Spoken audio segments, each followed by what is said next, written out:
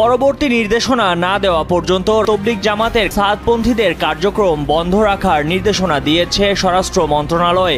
সাদপন্থীদের কার্যক্রম বন্ধ রাখার নির্দেশ দিয়েছে স্বরাষ্ট্র মন্ত্রণালয়। এ নিয়ে আরো জানাতে রাজধানী কাকরাইল থেকে আমাদের সাথে যোগ দিচ্ছেন সহকর্মী জাহিদুল ইসলাম। মোহনা, আপনি দেখতে পাচ্ছেন যে আমি এই মুহূর্তে রয়েছি কাকরাইল মসজিদের সামনে। তো এখানে কিন্তু প্রচুর আইন শৃঙ্খলা রক্ষাকারী বাহিনী মোতায়েন রয়েছে, যাতে করে এই কাকরাইল মসজিদে কোনো সাদপন্থী সন্ত্রাসীরা প্রবেশ করতে না পারে। কারণ ইতিমধ্যে আপনারা জানেন যে এই সাদপন্থী সন্ত্রাসীদের কার্যক্রম স্বরাষ্ট্র মন্ত্রণালয়ের পক্ষ থেকে নিষিদ্ধ ঘোষণা করা হয়েছে এবং আগামী 25 সালের বিশ্ব ইজতেমা ওলামা একরামদের তত্ত্বাবধানেই হতে যাচ্ছে। আমাদের বর্তমানে কাকরাইলের চলমান অবস্থার ব্যাপারে মন্ত্রণালয় থেকে একটি প্রজ্ঞাপন এসেছে। মাওলানা সাদ গ্রুপের অনুসারীদেরকে আগামী 27 ডিসেম্বর 2024 তারিখ রোজ শুক্রবার হতে পরবর্তী নির্দেশ না দেওয়া পর্যন্ত সবগুজারি রাত্রিযাপন সহ তাবলিগ জামাতের সকল কার্যক্রম হতে বিরত থাকার জন্য নির্দেশ প্রদান করা হয়েছে। আমরা চাই দেশে আর কোনো অরাজক পরিস্থিতি তৈরি না হোক। আগামী 31 জানুয়ারি থেকে 2রা ফেব্রুয়ারি নির্ধারিত সময়ে বিশ্ব ইজতেমা পালনের ঘোষণা দিয়েছে জুবাইরপন্থীরা। আসসালামু আলাইকুম দর্শক, এইমাত্র পাওয়া গরম খবর। দর্শক, সাদপন্থীদের সকল ধরনের কার্যক্রম নিষিদ্ধ করা হয়েছে স্বরাষ্ট্র মন্ত্রণালয় থেকে। কেন নিষিদ্ধ করা হয়েছে আপনারা ইতিমধ্যে জানেন যে কয়েকদিন আগেই তারা সন্ত্রাসী কার্যক্রম চালিয়েছিল বাংলাদেশে। শুধু তাই নয়, একের পর এক মুখোশ তাদের উন্মোচন হচ্ছে জাতির সামনে। দর্শক, স্বরাষ্ট্র মন্ত্রণালয় থেকে আরো ঘোষণা করেছে জুবাইরপন্থীদের বিশ্ব ইজতেমা চলমান অবস্থায় থাকবে। দর্শক, বিস্তারিত গুরুত্বপূর্ণ তথ্য থাকছে পুরো ভিডিও জুড়ে, তাই ভিডিওটি কেউ এড়িয়ে যাবেন না। সম্পূর্ণ ভিডিওটি দেখার জন্য সকলের কাছে বিনীতভাবে অনুরোধ রইল। তো দর্শক, চলুন আর কথা না বাড়িয়ে বিস্তারিত দেখে আসি। বিশ্ব মুসলিমদের সবচেয়ে বড় জমায়েত হজের পর বাংলাদেশের এই বিশ্ব ইজতেমাকেই মুসলিমদের বড় ইসলামী সমাবেশ বলে মনে করা হয়। কিন্তু এই সমাবেশকে কেন্দ্র করে বিগত বেশ কয়েক বছর ধরেই তাবলিগের দুই গ্রুপের মধ্যে চলছে চরম উত্তেজনা। সবশেষ গত 18 ডিসেম্বর ইজতেমা মাঠের নিয়ন্ত্রণকে কেন্দ্র করে সংঘর্ষে 4 জন নিহত এবং অনেকে আহত হন। প্রশ্ন হচ্ছে, মুসলিম উম্মার ইমানি ও আমলি উন্নতির লক্ষ্যে শান্তির ধর্ম ইসলামের অনুসারীদের এই সমাবেশকে কেন্দ্র করে কেন এত অশান্তি? সর্বপ্রথম 1927 সালে ভারতীয় উপমহাদেশের দাওয়াত ও তাবলিগের কাজের সূচনা হয়। নানা কারণে বাংলাদেশের ইজতেমা বিশ্ব ইজতেমায় পরিণত হয়। 2015 সাল পর্যন্ত শুধু একটি ধাপে ইজতেমা আয়োজিত হলেও লোকসংখ্যা ব্যাপক বৃদ্ধি পাওয়ার কারণে 2016 সাল থেকে 2 পর্বে ইজতেমা করার সিদ্ধান্ত নেওয়া হয়।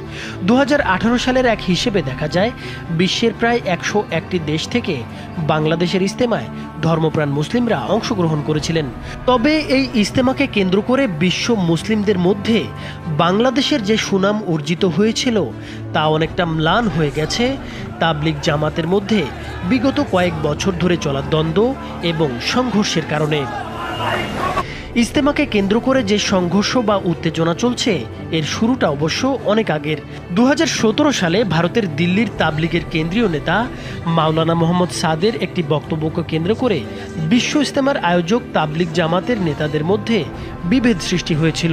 মাওলানা সাদ তাবলিগ জামাতে কিছু সংস্কারের প্রয়োজনের কথা বলে আসছিলেন আগে থেকেই। তার মতে ধর্মীয় শিক্ষা বা ধর্মীয় প্রচারণা অর্থের বিনিময়ে করা উচিত নয়, যার মধ্যে মিলাদ বা ওয়াজ মাহফিলের মতো কর্মকাণ্ডও পড়ে। এছাড়া মাদ্রাসাগুলোর শিক্ষকদের মাদ্রাসার ভেতরে নামাজ না পড়ে মসজিদে এসে নামাজ পড়া উচিত, যাতে মানুষের সাথে মাদ্রাসা শিক্ষকদের যোগাযোগ বাড়ে। তবে তার বিরোধীরা বলছেন মাওলানা সাদ যা বলছেন তা তাবলিগ জামাতের প্রতিষ্ঠাতা নেতাদের নির্দেশিত পন্থা বিরোধী এবং আহলে সুন্নাত ওয়াল জামাতের বিশ্বাস ও আকীদার বাইরে। বাংলাদেশেও তাবলিগ জামাতের মধ্যে এই দ্বন্দ্ব প্রথম সামনে আসে সেই 2017 সালেই।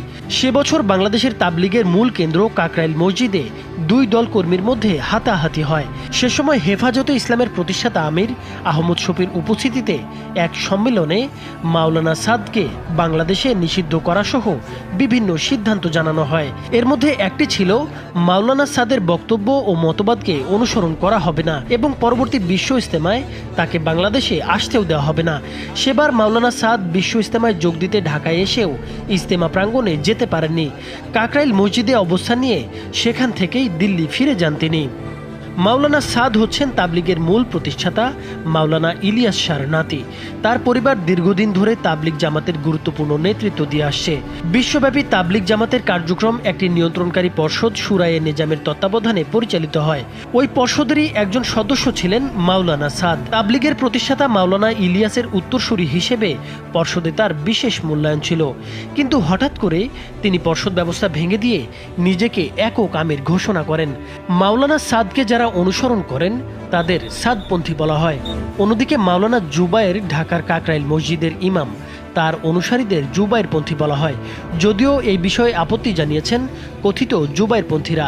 তাদের মতে মাওলানা সাদ অনুসারীরা একজন ব্যক্তিকে মেনে চলেন, আর তারা একটা জামাতকে মেনে চলেন। যে জামাতের সবাই মিলে পরামর্শ করেন সেটি হলো শুরায়ে নিজাম, তাই তাদের জুবায়েরপন্থী না বলে যেন শুরায়ে নিজাম বলা হয়।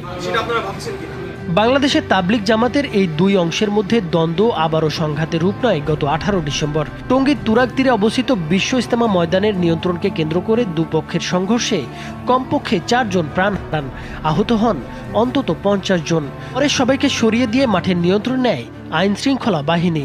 জুবায়েরপন্থীদের অভিযোগ, মাঠে তাদের ঘুমন্ত সাথীদের ওপর সাদপন্থীরা অতর্কিতভাবে হামলা চালায়।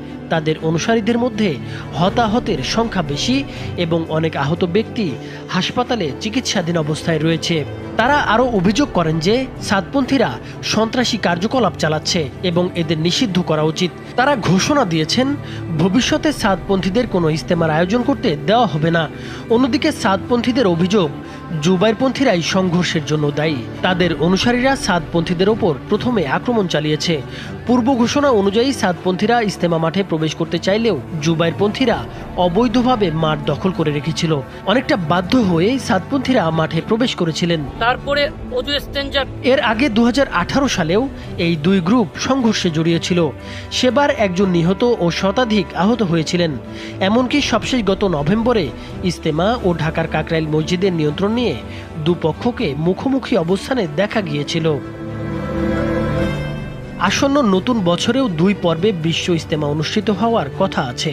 এর মধ্যে জুবায়েরপন্থীদের নেতৃত্বে 31 জানুয়ারি থেকে 2রা ফেব্রুয়ারি পর্যন্ত প্রথম পর্ব, আর 7 ফেব্রুয়ারি থেকে 9 ফেব্রুয়ারি পর্যন্ত দ্বিতীয় পর্বে অংশ নেবেন সাদপন্থীরা। তবে বর্তমান পরিস্থিতি নিয়ে ইজতেমা পালন নিয়ে উদ্বেগ রয়েছে। স্বরাষ্ট্র উপদেষ্টা জাহাঙ্গীর আলম চৌধুরী বলেছেন, দুই পক্ষকেই সমঝোতা করতে হবে, তাহলেই শান্তিপূর্ণ ইজতেমা সম্ভব। উভয় পক্ষকে আলোচনার মাধ্যমে সমাধানে পৌঁছানোর আহ্বান জানান তিনি আরও বলেন, সংঘর্ষের ঘটনায় খুনিদের কোনো ছাড় দেওয়া হবে না। এ ঘটনায় মামলার প্রস্তুতি নিচ্ছে সরকার। ইতিমধ্যে টঙ্গী থানায় মাওলানা সাদের অনুসারী 29 জনের নাম উল্লেখ সহ অজ্ঞাতনামা আরও কয়েকশো জনকে আসামি করে হত্যা মামলা করেছেন মাওলানা জুবায়ের অনুসারী একজন। পরে মাওলানা সাদ অনুসারী নেতা মুফতি মুয়াজ বিন নূরকে গ্রেপ্তারের পর 3 দিনের রিমান্ড মঞ্জুর করেছে আদালত। জুবায়েরপন্থীদের দাবি, মাওলানা সাদ তার বক্তব্যের জন্য ক্ষমা চাইলে 1 মিনিটেই সমাধান সম্ভব। অন্যদিকে মাওলানা সাদপন্থীরা বলছেন, তাদের নেতার বক্তব্য বা সংস্কারের প্রস্তাব মানতে না পেরেই বাংলাদেশে সংগঠনটির কর্মকাণ্ডকে রাজনৈতিক চেহারা দেয়া হয়েছে। অন্যদিকে সামাজিক যোগাযোগ মাধ্যমের অনেকেই দাবি করছেন, এই সংঘর্ষে বিদেশি প্রভাব ও রাজনৈতিক ষড়যন্ত্র থাকতে পারে। এদিকে আগামী 31 জানুয়ারি থেকে 2রা ফেব্রুয়ারি নির্ধারিত সময়ে বিশ্ব ইজতেমা পালনের ঘোষণা দিয়েছে জুবায়েরপন্থীরা। সাদপন্থীরা ইজতেমা করতে চাইলে কঠোরভাবে প্রতিহত করা হবে বলেও হুঁশিয়ারি দিয়েছেন তারা। রাজধানীর কাকরাইল মসজিদে সাদপন্থীদের কার্যক্রম বন্ধ রাখার নির্দেশ দিয়েছে স্বরাষ্ট্র মন্ত্রণালয়। পাশাপাশি জুবায়েরপন্থীদেরও বড় জমায়েত থেকে বিরত থাকার নির্দেশ দেওয়া হয়েছে। পরবর্তী নির্দেশনা না দেওয়া পর্যন্ত রাজধানীর কাকরাইল মসজিদে সাদপন্থীদের কার্যক্রম বন্ধ রাখার নির্দেশনা দিয়েছে স্বরাষ্ট্র মন্ত্রণালয়। একই সঙ্গে জুবায়েরপন্থীদেরও বড় জামাত থেকে বিরত থাকার নির্দেশ দেওয়া হয়েছে। 26 ডিসেম্বর স্বরাষ্ট্র মন্ত্রণালয় থেকে পৃথক আদেশে নির্দেশনা দেওয়া হয়। সম্মানিত দর্শক শ্রোতা, আশা করি পুরো ভিডিওটি দেখেছেন এবং সবকিছু বুঝতে পেরেছেন। এ বিষয় নিয়ে যদি আপনাদের কোনো মন্তব্য থেকে থাকে, আপনাদের মূল্যবান মন্তব্য অবশ্যই কমেন্ট সেকশনে জানিয়ে দিবেন। ভিডিওটি ভালো লাগলে লাইক এবং শেয়ার করে দিন। আর হ্যাঁ, নিত্য নতুন আপডেট ভিডিও পেতে চ্যানেলটি সাবস্ক্রাইব করতে ভুলবেন না। ভালো থাকুন, সুস্থ থাকুন, এই দোয়া রইল। বেঁচে থাকলে দেখা হবে পরের ভিডিওতে। আল্লাহ হাফেজ।